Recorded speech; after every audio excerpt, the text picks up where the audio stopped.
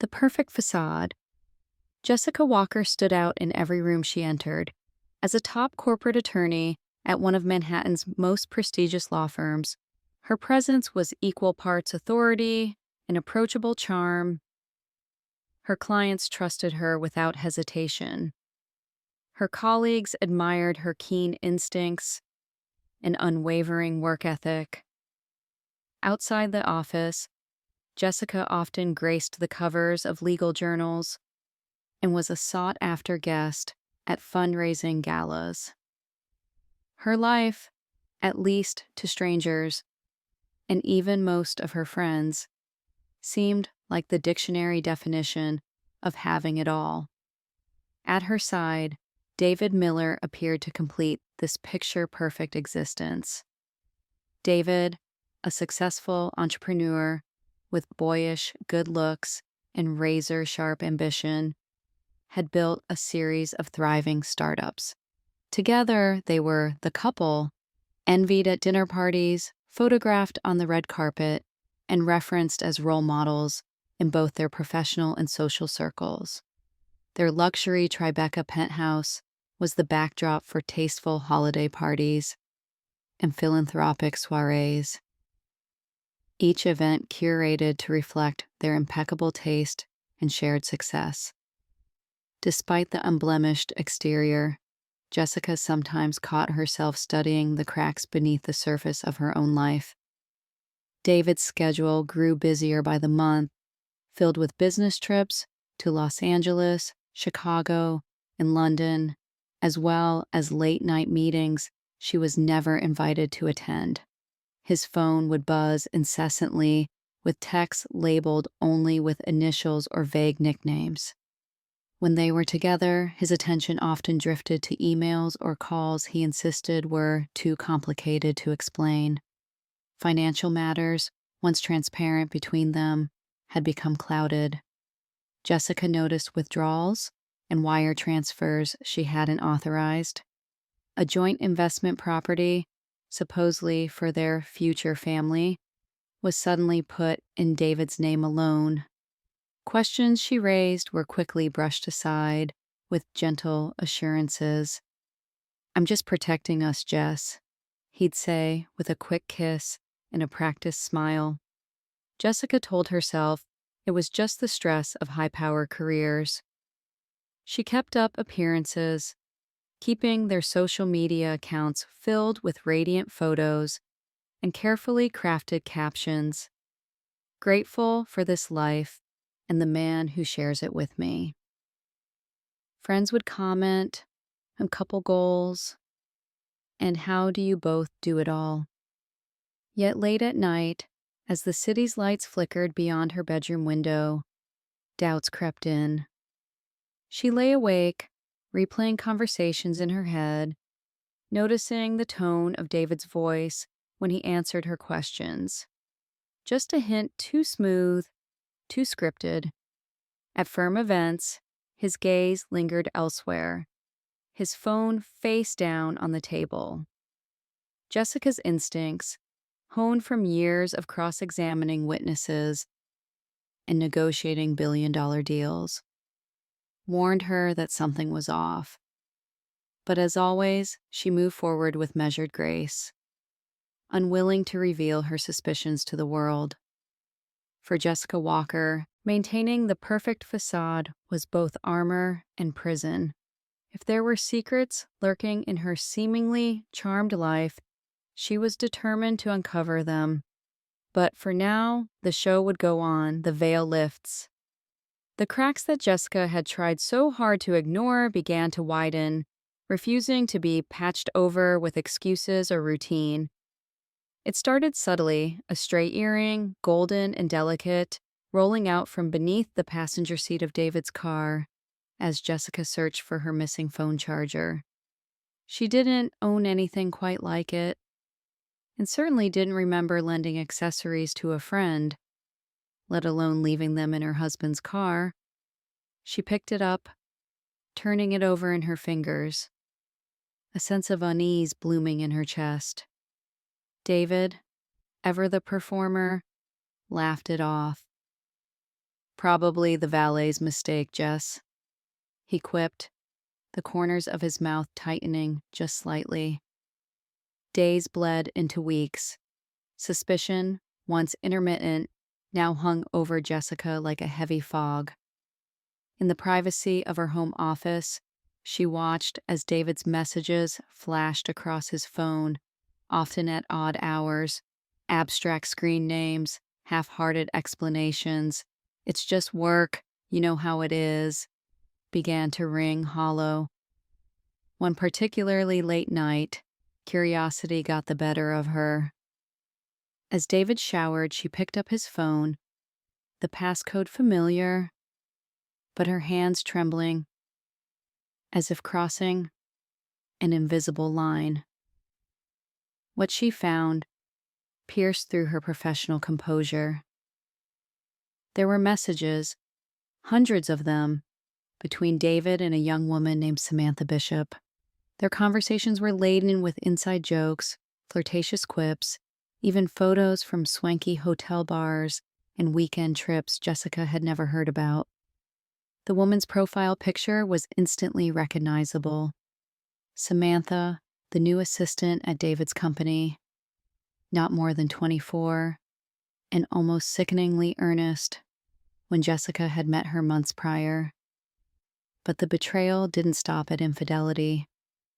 Spreadsheets, bank statements, and notations buried in David's emails hinted at something deeper and far more calculated. There were transfers from their joint accounts, masked beneath obscure corporate names, and sudden investments in ventures Jessica had never sanctioned. One night, unable to sleep, she logged into their online banking. The numbers didn't add up. Funds had been quietly diverted, real estate holdings quietly retitled, and nearly all of it skillfully hidden under the guise of tax strategies and streamlining assets. Jessica's mind reeled. Every marriage had secrets she'd always believed, but this was a theft in slow motion, subtle enough to evade detection, damning when revealed in full. Still, she kept her discovery private. On the outside, she pressed on, wearing the polished smile that had charmed juries and power brokers alike. Yet internally, she began taking careful notes, dates, amounts, odd behavior, discrepancies. Call it instinct, but Jessica knew the groundwork was being laid not just for confrontation, but for a battle. She rehearsed her lines, careful to avoid the emotional blow-up that she suspected would only play into David's hands. Instead, she started gathering evidence, contacting former colleagues for discreet advice, even recording her own observations in an encrypted drive. Every cold glance, every transfer, every lingering message, she logged them all. Beneath her poised exterior, Jessica's once blind trust had been replaced by a smoldering determination. If her life was a facade, then now, after everything, she would be the one to decide when and how it came crashing down. Pain and awakening in the days following her discovery, Jessica drifted through each moment with a surreal sense of detachment. The city pulsed beneath her feet as she commuted to work, filed motions, and advised clients, but inside, she felt hollowed out. Her confidence, once unshakable, now riddled with invisible bruises. The pain, sharp at first, soon simmered into something colder and more analytical. Every interaction, every memory with David replayed in her mind, subtle gestures she'd dismissed, unexplained absences, even affectionate words that now rang false. Late at night, Jessica would sit at the edge of their king-size bed, staring out over the illuminated skyline. Her mind looped through questions. Had she missed the signs? Trusted too easily? Was it naivete? Or had she simply wanted to believe that love and partnership were enough to shield against betrayal. The ache in her chest was accompanied by anger. Anger at David, yes, but also at herself for granting him so much access to her life, her trust, and her resources. Images from the past few years flashed in her memory. The time David insisted on managing the purchase of their Hamptons getaway, the way he talked her into co-signing investment loans, the subtle belittling when she asked about bank statements. She recalled his breezy arrogance, how he'd call her paranoid or overthinking things whenever she raised concerns. All those moments, so easily rationalized before, now fell into place, as if the puzzle had finally spun to reveal a picture she wished she'd never seen. Yet, unlike the courtroom battles, where facts were her armor and strategy her weapon, Jessica recognized that this pain could not be resolved with logic alone. She allowed herself a single night of catharsis, sobbing into her pillow as the reality of her husband's betrayal washed over her in waves. But by morning, her tears had dried. Her mind, as clear and sharp as the Manhattan air, pivoted from suffering to survival. Jessica knew better than to confront David recklessly, no matter how badly she wanted to scream or demand answers. Emotional outbursts, she understood, would only make her vulnerable, perhaps even give David grounds to paint her as unstable if things spiraled toward divorce. Instead, she began to catalog her thoughts, treating her pain as evidence, her memories as data points. She limited her expressions of hurt, maintaining the calm surface that had served her so well in courtrooms and boardrooms alike. It was in this storm of hurt and determination that Jessica experienced her awakening.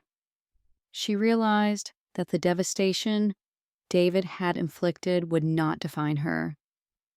Instead, it would become the fuel for her next move. In the privacy of her home office, under the lamplight, she researched protections for marital assets, case law on financial abuse, and the most discreet private investigators in the city. Each document she read, every fact she uncovered about her own finances, restored a little piece of her power. She rehearsed conversations, not with David, but with trusted advisors, friends she'd lost touch with, and quietly with herself. The woman in the mirror was not a victim, she resolved, but a strategist. Betrayal cut deep, but she would learn from it rather than allow it to destroy her. If she had overlooked the storm gathering on her doorstep, she would never again underestimate the importance of vigilance, nor the value of her own intuition. From those ashes of heartbreak and deception, Jessica Walker began rebuilding the foundations of her confidence. She took care to hide her true feelings from David, responding to his casual affection with practiced warmth, while her eyes retained a new, steely clarity. The pain remained, but it had been weaponized. What once would have paralyzed her now focused her, and as autumn leaves drifted down onto the avenues below, Jessica was no longer the woman she had been mere weeks before. She was resolved to take back control, not with a storm of tears, but with the cool, deliberate fire of someone who has seen the truth and refuses, ever again, to be blind to it. The secret ally. The city never really slept, Jessica thought, as she gazed through her office's glass windows, watching the early evening traffic pulse down Park Avenue. Inside, however, there was a hush, her law firm's corridors now empty except for the occasional echo of a janitor's cart. This became her sanctuary, a place to plot with clarity away from David's gaze. She needed an ally, but not just any ally. She needed someone who understood the stakes, not only the legal, but also the emotional shrapnel that came from spousal betrayal and financial deceit. She needed Ava Johnson. Ava had always been a force, blunt, fiercely intelligent, and with a reputation for disarming adversaries, both in and outside the courtroom. Their paths first crossed 5 years ago during a high-profile case involving a multinational fraud ring. Jessica had admired Ava's almost surgical precision. The woman had exposed a web of shell companies so deftly that even seasoned prosecutors took notes. Their relationship had remained cautiously friendly, competitors on occasion, collaborators on rare dictates from the partners. But their respect for each other's skills was unspoken and absolute. That night, Jessica sent a discreet text. The cold morning air stung Jessica's cheeks as she hurried to Stanton's Cafe, a small, unpretentious spot, favored by lawyers and insomniacs. She found Ava already there, a black coffee steaming in front of her, legal pad open, pen ready. No questions about the urgency, no small talk, just a raised eyebrow and a nod that said Jessica slid into the booth, barely managing a smile before the floodgates opened. She detailed the earring in David's car, Samantha's messages, the suspicious transactions, her growing notebook of evidence, and the gnawing dread that there was more, much more, waiting below the surface.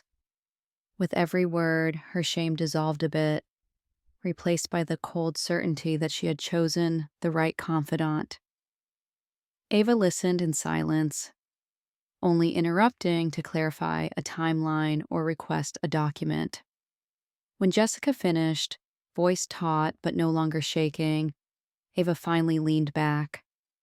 "You've done a lot of the groundwork already," Ava observed, tapping her pen. "But from here, you have to play a different game." Jessica nodded, bracing herself for the real strategy session to begin. Ava outlined the basics: documentation. Every statement, every email, every bank transfer had to be copied, date-stamped, and stored somewhere safe. Discretion. David must suspect nothing. A wrong move would give him time to cover his tracks or, worse, turn the narrative against her. Surveillance. Ava recommended a vetted private investigator, someone outside their usual professional circles, to avoid leaks. Legal foresight. Even the smallest mistake could invite accusations of invasion of privacy or spoliation of evidence in court. Every action taken had to be within the law, but also tested for strategic impact. Their partnership took on a clandestine rhythm, the city's chaos mirrored by a flurry of encrypted emails, midnight phone calls, and coded messages. Ava assigned Jessica small but vital roles, pretending to be the unknowing spouse while quietly amassing direct evidence. Every paycheck stub, loan application, and property deed became pieces of a puzzle they were determined to solve before David even realized he was being investigated. Ava's connections in the financial forensic world proved invaluable. Within a week, Jessica watched in awe as Ava led a digital paper chase through a labyrinth of holding companies and offshore accounts. Transactions that initially seemed unrelated, a wire transfer to a consulting firm in Nevada, a hurried sale of stocks the day after a late-night argument, began to make sense. Patterns emerged. Samantha, the assistant, appeared repeatedly, not just as David's lover, but as a signatory on at least one shadow partnership account.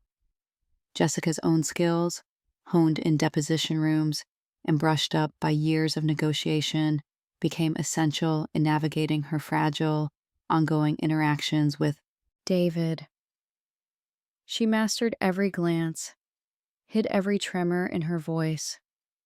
She recalled 1,000 conversations with clients over the years, urging control and patience above all else. And now, ironically, applying that same professionalism to the ruins of her marriage. Occasionally, Jessica couldn't suppress a flash of anger or fear, especially when David tried to gaslight her about canceled credit cards or a miscommunication with their joint accountant. But Ava's voice, calm and measured, echoed in her head. For all their strategizing, Jessica still felt a pang of guilt. There were nights when she considered backing off. The magnitude of betraying a person she once loved, not to mention disrupting her carefully curated public image, was overwhelming.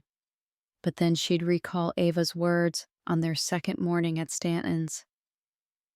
The investigation was grueling.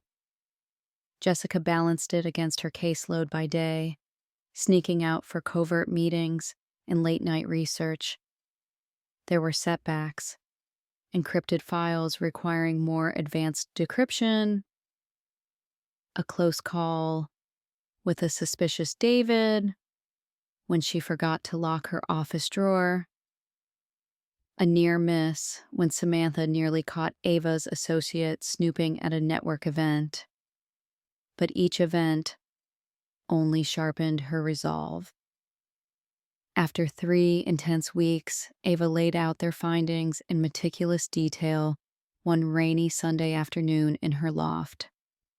Flowcharts mapped David's transfers, names popped off spreadsheets like stains, and a clear trail now connected his infidelity with calculated acts of fraud, none of it accidental, but a deliberate plot to siphon off marital assets while carrying on an affair.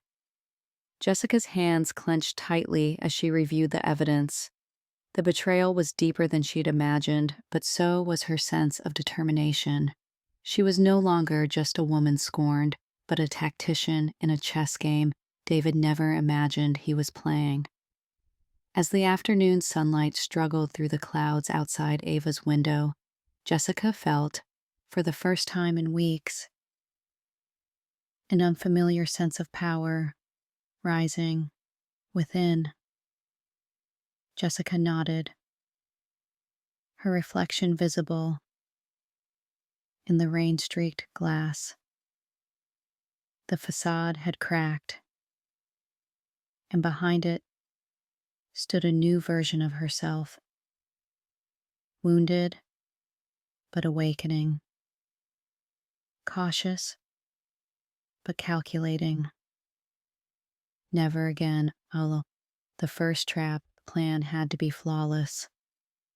Nothing less would suffice. Not when the stakes were Jessica's reputation, her future security, and the ripple effect the truth would have on everyone within her social and professional spheres.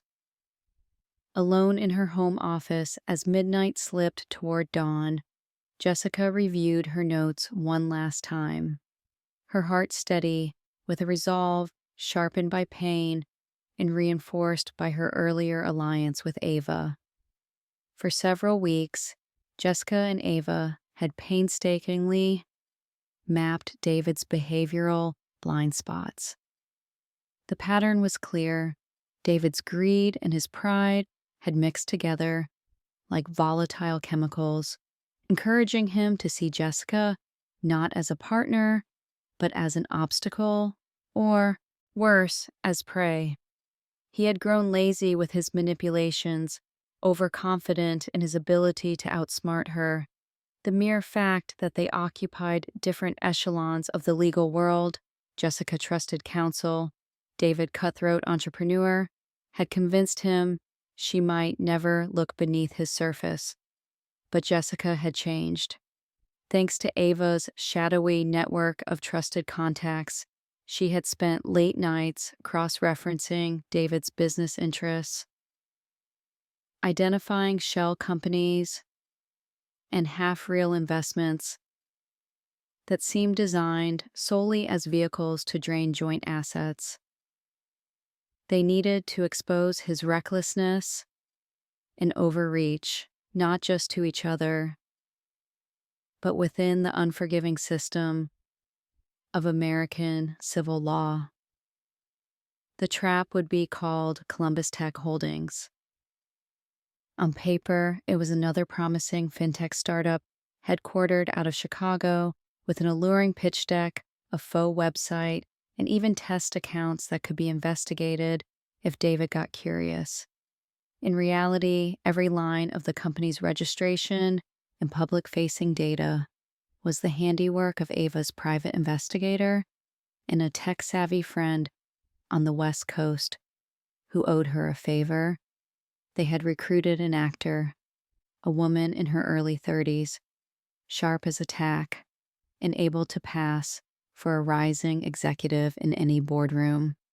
She would pose as the company's CEO, giving David an offer too good to resist, a ground floor investment with illicit tax advantages for those willing to take a risk. Jessica's role was disarmingly simple: use her trusted position as David's wife to drop the bait. One evening, a Thursday, just after David's return from another urgent West Coast business trip, she made his favorite dinner, poured a rare Cabernet, and kept the conversation light. She told him about a friend's windfall from a new tech investment. Over dessert, she let slip the name Columbus Tech, mentioning with practiced nonchalance that the company was talking about an exclusive investor round before going to market. "But honestly, babe," she added, fork poised at her lips, "I passed. My risk tolerance just isn't what it used to be. Maybe you'd find it interesting, though. Their CEO is brilliant. I met her at a legal conference years ago." She watched David carefully, hiding her tension beneath a warm smile. His eyes lit up, and Jessica could almost see the calculations happening behind them. He pressed Jessica for details, pretending disinterest at first, but growing more animated as she downplayed the opportunity. That, she knew, would do nothing but stoke his curiosity. By the weekend, the bait was firmly set. David, eager and impatient, asked Jessica for an introduction.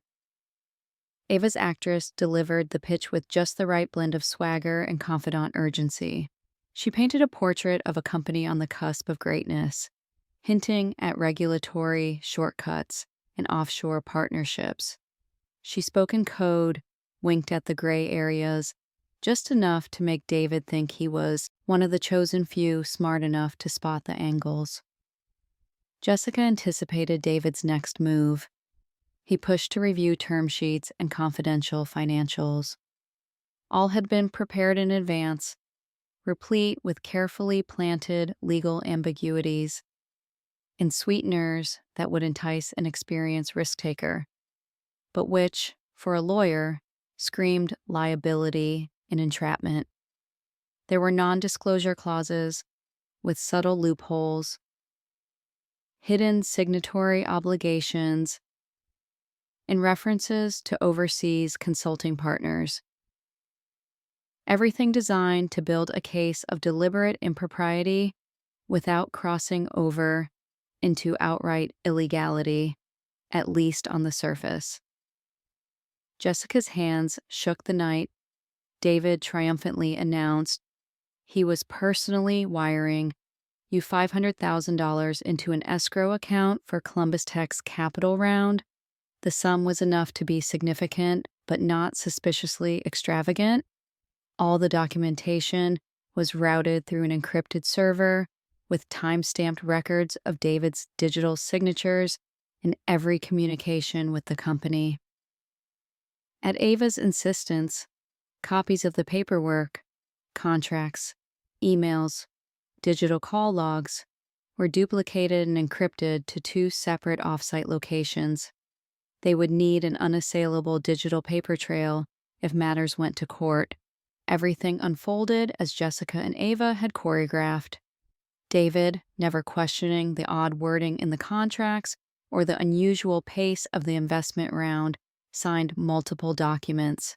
He bypassed Jessica on the final due diligence, dismissing her reminder that he should consult an attorney for cross-jurisdictional deals. Instead, he smirked, waving off her concern as old-fashioned caution. His bravado left him blind to the red flags planted purposefully throughout the paperwork. Privately, Jessica's anxiety gnawed at her. She knew the risks. If this went wrong, she could lose not just her assets, but her career, her license, her standing, everything she had built. But Ava's unwavering presence steadied her. "We're protecting yourself and your interests, Jess. He would never have shown you mercy if the roles were reversed," Ava reminded her constantly, their whispered phone calls echoing long into the early hours. Weeks passed. Jessica kept up the pretense of ignorance. Her demeanor with David unchanged except for a slight edge in her smile. She played the role of supportive wife, attending a series of charity luncheons and art openings with him, all the while documenting every veiled remark about his next big thing. Meanwhile, Ava watched the wire transfers, late-night calls, and digital breadcrumbs in real time via a secure tracker attached to the Columbus Tech servers. The final stroke came on a foggy Monday morning when David emailed the Columbus Tech executive team asking for accelerated returns, flaunting his special status as a major, silent investor.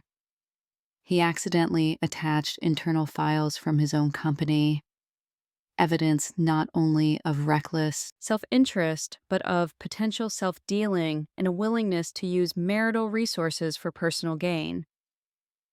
That was the turn Ava and Jessica had been waiting for. Within hours, Ava's investigative team compiled a dossier, proof that David had knowingly entered a suspicious investment, signed off on illegal tax loopholes, and used joint marital funds to do it, all without Jessica's full knowledge or consent. Jessica sat in her office that evening, reviewing the trove of evidence. She felt a strange, cathartic relief. Part of her mourned the old life, the shared private jokes, the effortless trust. But another part, steeled by months of pain and planning, felt a surge of vindication. For the first time in too long, she was not David's victim. She was the architect of his undoing. And as the city lights blinked on across Manhattan, Jessica Walker prepared for the next stage of her campaign. The first trap had closed, and David Miller, so certain of his invincibility, so careless in his deceit, was about to learn that underestimating Jessica was the costliest mistake of his life. The legal maelstrom, the city that never slept, became a different kind of battlefield as Jessica stepped deeper into the spiraling complex of legal showdowns that now defined her every waking moment. It was early morning at the law firm, the kind of gray-lit hour when only the most tenacious partners and the anxious junior associates wandered the corridors. Jessica sat in the conference room with Ava, documents spread in neat, intimidating piles before them.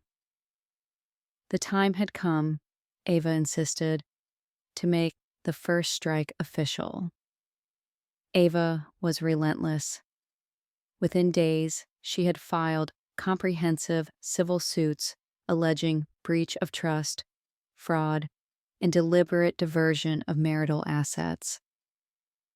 The filing cited concrete evidence, falsified contracts, unauthorized transfers, and secretive dealings that David alone had orchestrated. The paperwork was a masterpiece of precision, clinical, factual, yet bristling with legal teeth, sharpened by weeks of forensic research and surveillance. With every page, the web closed tighter, And with each citation, the case drew closer scrutiny from the civil court. But this was no longer just about Jessica and David. News of the lawsuits, despite careful attempts to file discreetly, began to seep into the city's legal grapevine. A rumored scandal involving two of Manhattan's most admired professionals set off ripples in investment circles in the philanthropic world they once navigated together. Colleagues exchanged hushed whispers in firm hallways. The media, always hungry for high-profile drama, circled ever closer, sensing the potential for a salacious headline. David's world began to unravel in increments. At first, he dismissed the initial court summons as a misunderstanding, confident he could charm his way out, as he had in countless boardrooms. But Ava anticipated every tactic. Within 48 hours, her team secured a preliminary injunction that froze all significant joint accounts, pending forensic review. For the first time, David found himself unable to access the funds he'd always treated with private entitlement. Calls to bank managers went unanswered, and his personal assistant, caught between loyalty and legal peril, began to distance herself. Jessica, meanwhile, performed her role in public with flawless conviction. She attended charity luncheons, firm meetings, even the board events that once seemed essential to her marriage's image. There was a new stillness in her, a calm composure that belied the charged legal battles taking place behind closed doors. Friends and associates privately speculated that she was suffering, perhaps even breaking down. But Jessica knew better. The devastated wife persona was now her armor, as much as the perfect facade had been before. But the legal chaos was only deepening. David, cornered, hired one of the city's fiercest litigators, a man legendary for scorched earth tactics and trial theatrics. The countersuits came fast. Accusations of Jessica's alleged overreach, claims that she had invaded his privacy or interfered with his business. Ava's team anticipated every maneuver, responding with calm, well-documented counterclaims in stacks of irrefutable evidence, phone logs, forensic account trails, even video footage of clandestine business meetings, all organized, admissible, and devastating. It didn't take long for the regulatory authorities to take interest. The Financial Oversight Commission opened a formal inquiry into David's companies, with subpoenas swiftly delivered to his board members, his ex-partners, and even his accountant. Ava and Jessica watched, with mingled satisfaction and nerves, as David's carefully constructed network of shell companies and elaborate tax shelters began to collapse under governmental scrutiny. Regulators pored over years of filings, looking for patterns of deception, and new details emerged, some so brazen that even seasoned auditors shook their heads. In the midst of this tornado of litigation, Jessica clung to her focus.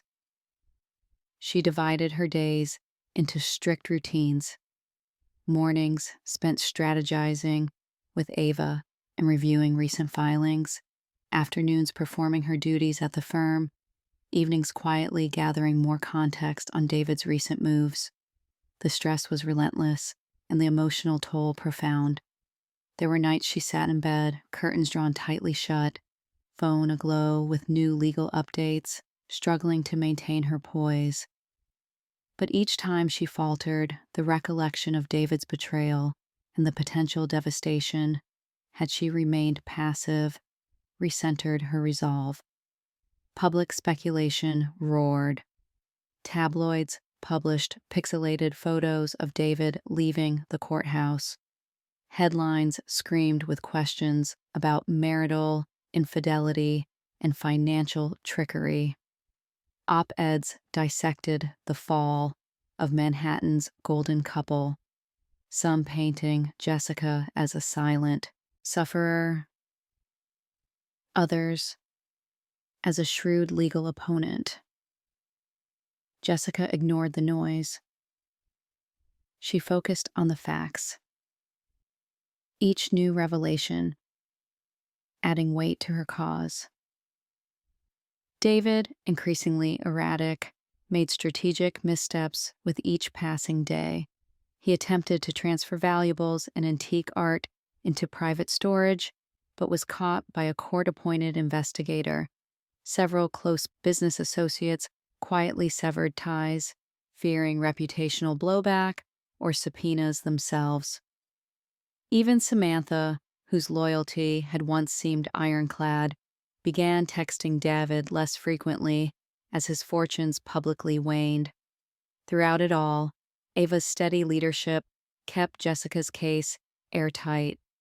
When opposing counsel tried to bury the court in paperwork, Ava responded with surgical legal strikes, motions to compel, emergency hearings, and detailed depositions that left David's team scrambling. Jessica participated in every meeting, no longer intimidated by the prospect of confrontation. She answered deposition questions with clarity and control, exposing contradictions in David's testimony and strengthening her position. Behind closed doors, the mediations grew heated. David alternated between indignation and desperate charm, accusing Jessica of orchestrating a witch hunt, even pleading for a private settlement. But Jessica, her wounds healing into something sharper than pain, simply offered the same relentless composure she deployed in every trial. The only numbers that mattered now were those attached to recovered assets, the only truths those documented and authenticated. As the weeks turned into months, the scale of David's wrongdoing became undeniable, not just to Jessica and her legal team, but to investors, regulators, and the broader court of public opinion. The evidence trail, so carefully assembled, revealed embezzlement, fraudulent contracts, and a calculated campaign to siphon marital resources away from Jessica's reach. When formal charges were finally pressed in open court, it marked the moment the legal maelstrom fully lived up to its name. Jessica watched, both exhausted and vindicated, as David's world crumbled under the weight of the truth. Yet she also recognized that the process had changed her. The whirlwind of filings, hearings, and public trials had forged an inner strength she hadn't known she possessed. She no longer needed to hide behind the facade of perfection, nor did she need to be defined by the damage David had wrought. Now, with the legal spiral near its end, Jessica realized she had done what once seemed unthinkable. She had turned the machinery of the law and her own intellect toward reclaiming her life. Exposure of the truth. The courtroom buzzed with anticipation, every seat in the gallery filled by the time Jessica entered with her legal team. Outside, throngs of reporters pressed against the marble steps, their flashbulbs igniting in rapid, frantic bursts as the city's biggest scandal in years unfolded at last. Even those who had known the couple personally seemed simultaneously eager and uneasy, as if bracing for a blow that would shake the highest rungs of their social and business circles. As the proceedings began, the presiding judge's voice cut sharply through the din, setting the tone for what would be an extraordinary day. For all its pageantry, the law depended on facts, not on whispers. Still, David had always believed he could bend reality to fit his story, a belief that faltered now under the full glare of evidence amassed by Jessica and Ava. Ava led the case for Jessica with precision, her opening statement echoing through the silent chamber. This is a case of calculated deceit and abuse of trust, she began, laying out how David had siphoned marital assets into clandestine shell companies, forged signatures, and maintained a parallel life, both financial and personal, for months. Each point was buttressed by meticulously prepared exhibits, email threads, wire transfer receipts, altered property deeds, and most damningly, the paper trail connecting Samantha Bishop not only to the affair, but to the very heart of David's fraudulent dealings. Under oath, several of David's former business associates took the stand. Some came reluctantly, worried about their own reputations, but the undeniable evidence forced their cooperation. Their testimonies pieced together a larger picture.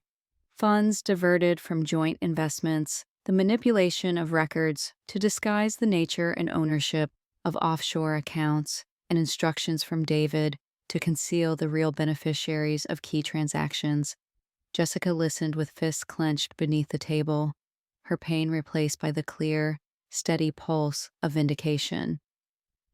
David tried to mount his defense with the charm and bravado that had served him for years. On direct examination, his attorney painted Jessica as controlling and paranoid, twisting her prudence in financial matters into a supposed campaign of domestic financial warfare. But the facts refused to bend.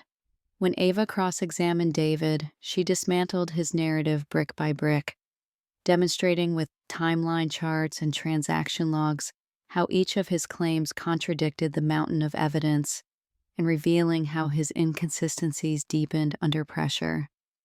Then came the clipped, tense testimony of Samantha Bishop. Visibly anxious, she avoided David's gaze as she answered Ava's questions about the timeline of their relationship and her sudden rise within David's most questionable business entity. Her voice wavered as the courtroom listened to recorded phone calls played at full volume that exposed the collusion behind the financial abuses. By the end of her testimony, it was clear to everyone in the room that Samantha had been both a pawn and a participant, swept along by David's promises, and now left to face the fallout alone. Media coverage erupted with every revelation. Evening news features spooled out Jessica's story. Respected attorney, risking not only heartbreak, but her entire professional standing to seek justice. Online forums debated the ethics of wealthy marriages, women's financial autonomy, and the fallout of mixing love and power. For every anonymous comment questioning Jessica's motives, there were a dozen lauding her resilience and calling her a role model for women trapped by spousal deceit. Jessica watched it all unfold from a measured distance. The woman who once curated every element of her public image now found freedom in letting the facts speak for themselves. She had no need to orchestrate the narrative.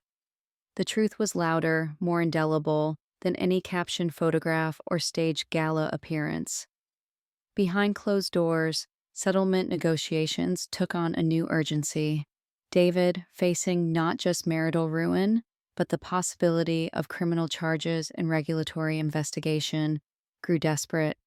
Some nights he called Jessica, his voicemails oscillating between apologies and threats, pleas for forgiveness, and vows of vengeance.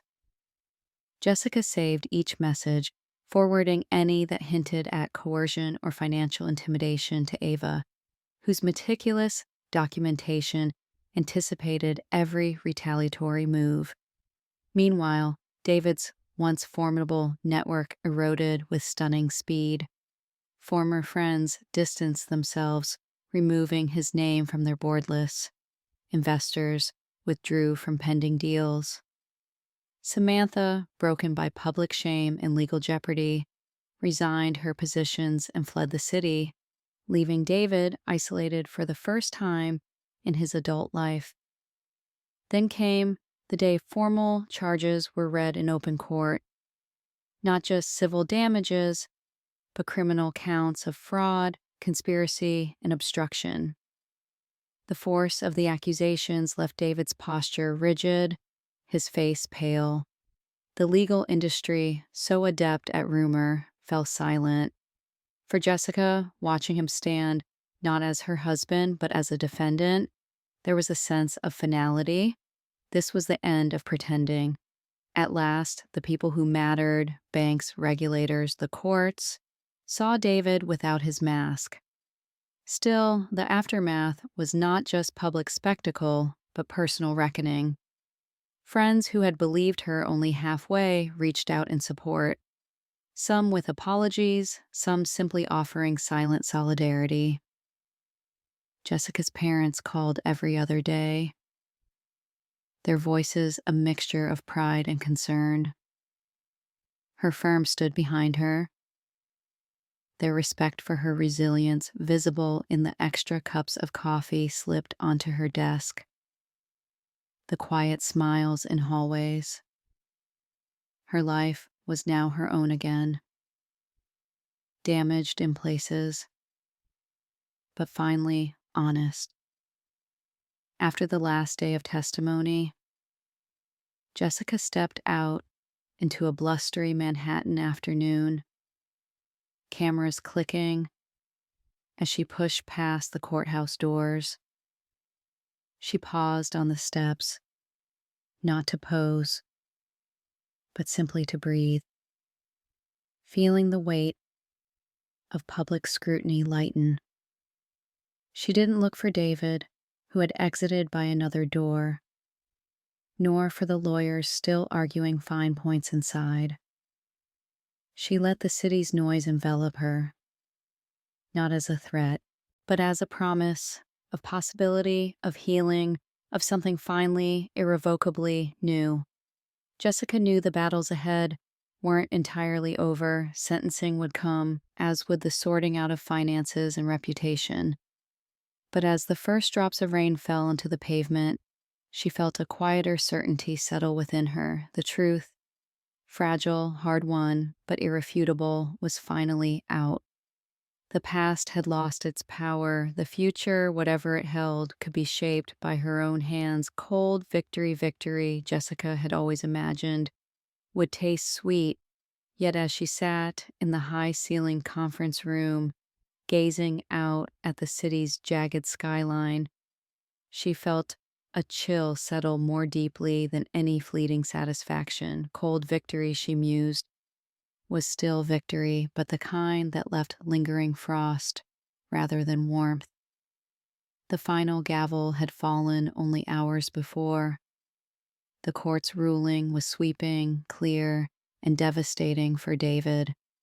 The fraud was irrefutable, the evidence of his abuse of the marital trust overwhelming.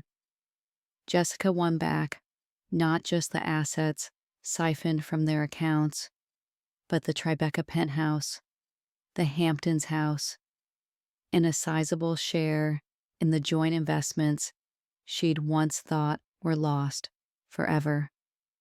David's attempt to evade accountability had ended with him exposed, destitute, and shunned by former friends and business associates. Still, Jessica felt no urge to celebrate with champagne or raise a triumphant toast.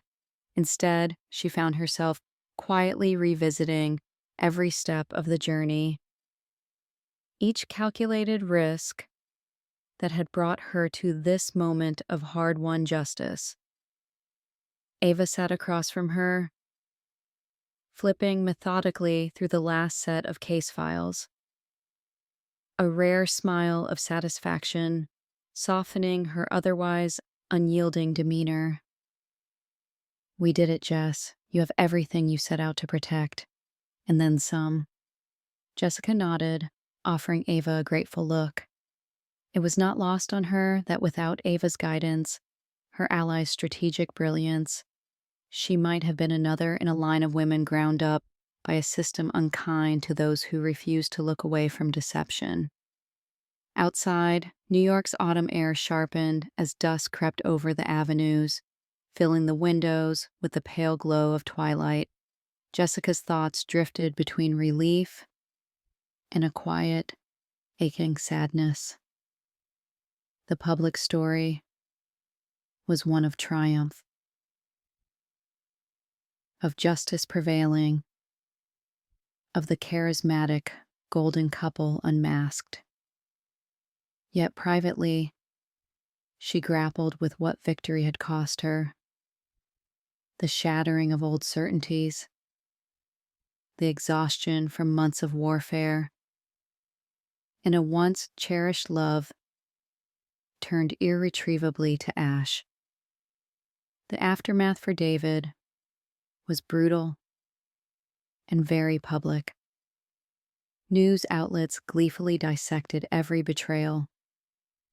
His photograph, once a familiar sight at charity galas and tech summits, now appeared beside headlines about white-collar crime and fallen idols.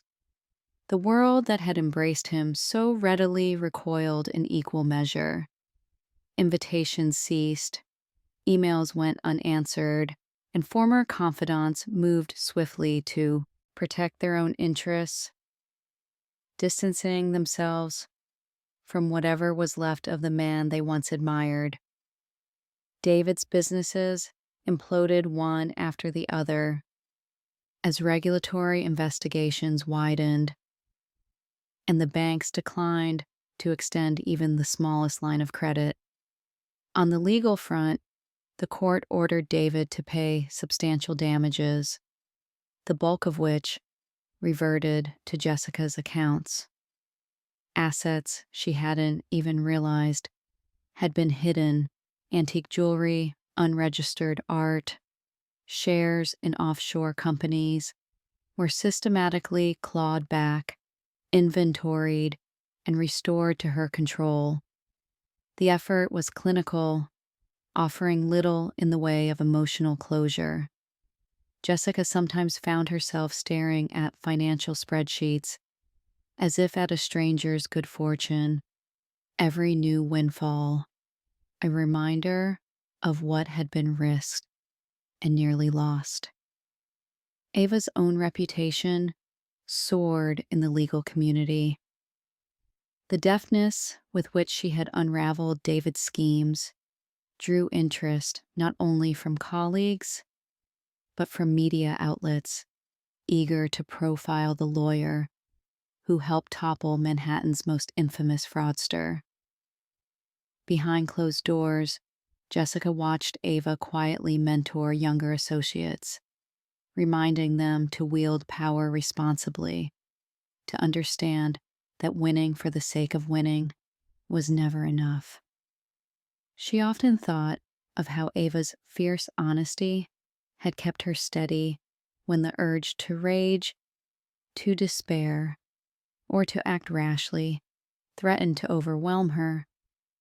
Their alliance, forged under pressure, became something enduring, a sisterhood marked not by shared suffering, but by mutual respect.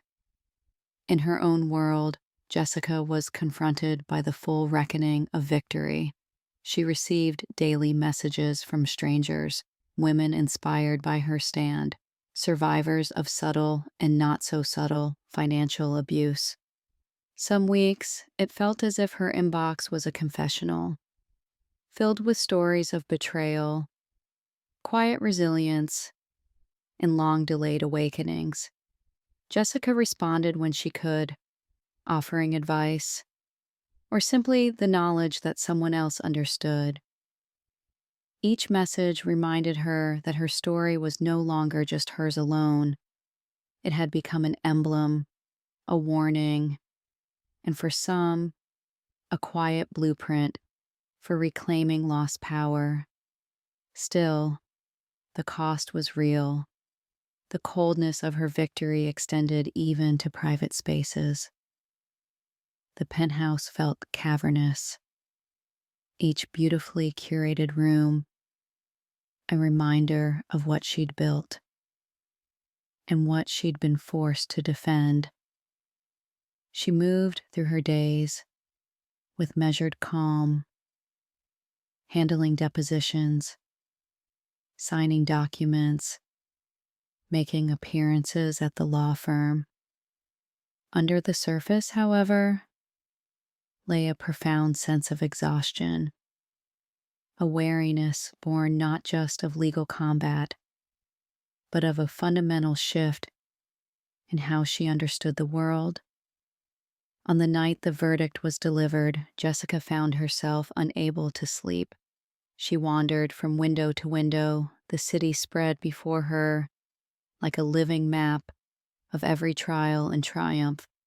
She knew she would dream of David's betrayals for years, of the many ways trust can be twisted and weaponized, but she also knew, with new and unshakable certainty, that she could withstand such storms. Where once she'd equated vulnerability with weakness, she now understood it as the first step toward resilience. David, by contrast, faded rapidly from public notice. His few remaining supporters melted away. Even Samantha Bishop, left reeling by her forced testimony and scandalous exposure, moved on in the face of reputational ruin and mounting legal consequences. David attempted a handful of apologies, some public, some murmured on late-night voicemails.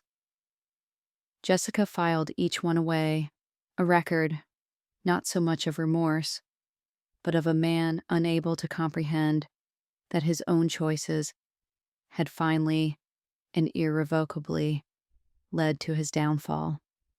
In the end, the city offered no parades, no fairy tale closure.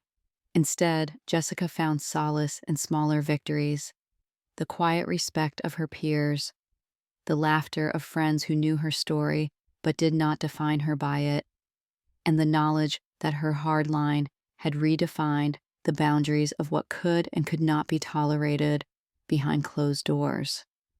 The confidence she regained was different from the brittle, performative certainty she'd worn in happier times.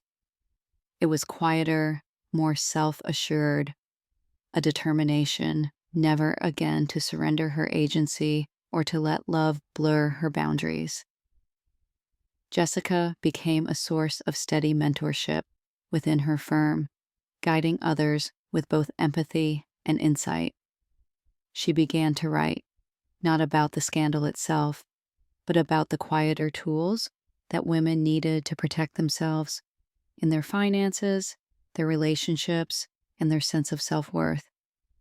Looking back, Jessica saw that cold victory left scars, but those scars were proof of survival. She had fought not just for her material future, but for her right to exist with eyes wide open, never again giving anyone the blind trust that had nearly been her undoing.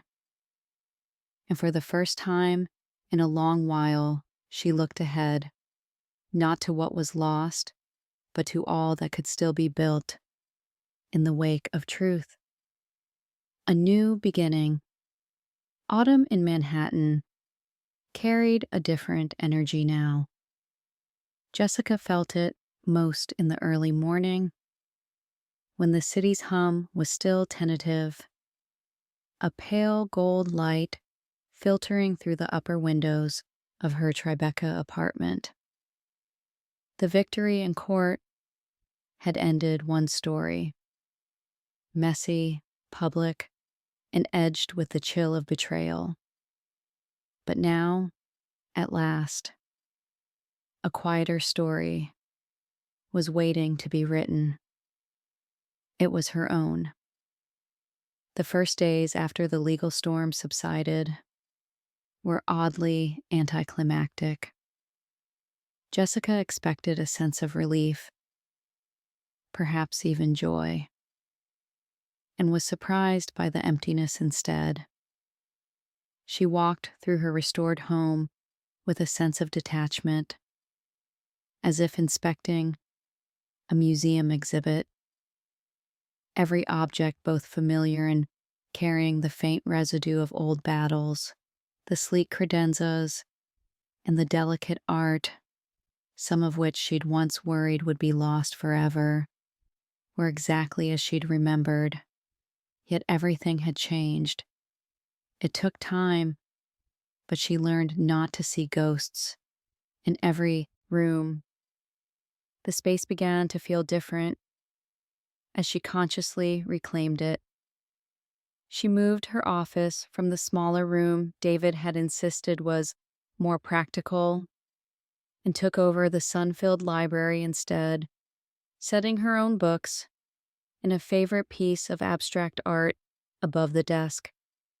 She hid away old photos, keeping only one of her childhood dog on the mantel. Rituals helped ground her, brewing coffee before sunrise, reading long-neglected novels in the evenings, and eventually inviting friends into the apartment for casual wine nights. Each act, however small, was a stitch in the long process of mending. Professional life surged back into focus. Where before Jessica had balanced the demands of her firm against the instability of her marriage, she now found a sense of purpose she'd forgotten she possessed. Senior partners who once regarded her with polite sympathy now looked with open respect, having watched her defend her interests with a blend of grace and ferocity. More than one junior associate reached out for guidance, eager for mentorship from someone who had weathered a tempest and emerged stronger. And so Jessica threw herself into her work, not to escape, but because her talent and drive felt, for the first time in years, unburdened. But her ambitions had shifted. Winning her own freedom had opened her eyes to the silent epidemic of financial abuse, so common, so rarely spoken about in circles like hers. Invitations piled up from nonprofit organizations, women's advocacy groups, and legal forums. Jessica found herself speaking at panels and closed-door gatherings, describing not just the legal intricacies of her case, but the emotional labyrinth faced by women trapped in relationships where money became a weapon. She listened to other survivors, some whose stories mirrored her own, others whose struggles took different forms, all marked by the scars of betrayal and the courage to seek autonomy. Mentoring these women became a calling. Jessica launched small workshops at the firm, assembling a discreet task force to offer pro bono legal support for victims of financial manipulation. At first, her approach was tentative. She never wanted her story to overshadow anyone else's. But word spread, and soon she was fielding messages from across the city. She met teachers whose retirement funds had been drained, entrepreneurs whose partners forced them to sign away equity, and stay-at-home moms left penniless in the wake of divorce. For each, Jessica helped craft a plan: how to document, how to confront, how to weather both the legal and emotional fallout. This work brought Jessica a sense of fulfillment she'd never known representing hedge funds or wrangling corporate contracts. The victories were quieter: a battered checking account restored, a frightened client protected from intimidation, a woman emboldened to set boundaries. But their impact was profound. It was, in its way, a form of justice that transcended headlines and courtrooms. Yet Jessica did not rush her own healing. She kept therapy appointments religiously, learning to name her fears and confront the lingering guilt that sometimes clung to even the smallest pleasures. There were nights when loneliness pressed in, sharp around the edges, but these faded as she learned to be at ease in her own company. She wrote in a private, encrypted journal, chronicling everything: the bad dreams, the victories at work, and the tiny sparks of hope flickering to life in the margins of her new world.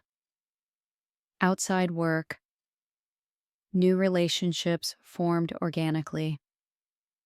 Some former friends, uncomfortable amidst the chaos of courtroom battles, returned sheepishly, asking for forgiveness or at least understanding. Jessica granted both where she could, but with new boundaries. She began meeting Emma, a fellow survivor she'd mentored, for runs in Riverside Park, their conversations skipping from running paces to strategies for navigating tricky conversations at home. Dinners with small groups of trusted friends replaced the showy galas of her past. She reconnected, in cautious increments, with her parents, their bonds strengthened by hard truths and finally, honesty. Most of all, she embraced solitude as a space for reinvention, not punishment. There were weekends exploring the city on her own terms, lingering in independent bookstores in the village, sketching in Central Park, treating herself to music performances she would have once declined to attend alone. Bit by bit, Jessica learned to trust herself again, not just her intellect or her legal instincts, but her heart, her vulnerability, her right to set the terms of her own life. Time moved forward. The city, ever mutable, mirrored her transformation.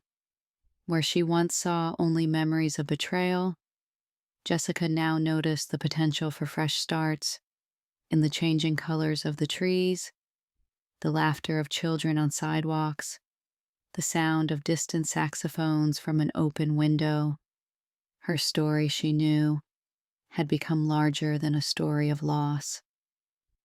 It was one of possibility, resilience, and self-determination. On a chilly November morning, nearly a year to the day since her suspicions first ignited, Jessica stood at the window as a sunbeam caught the skyline, casting the city in a hopeful light. She ran her finger along the rim of her coffee mug and felt, for the first time, a sense of peace that bordered on joy. She didn't know what the future would bring. Romance might one day return, or perhaps it wouldn't. But the life she shaped now belonged wholly to her. Before leaving for work, Jessica added a final line in her journal. She closed the book, slipped on her favorite coat, no longer chosen to impress or appease anyone but herself, and stepped into the endless possibility of a new day.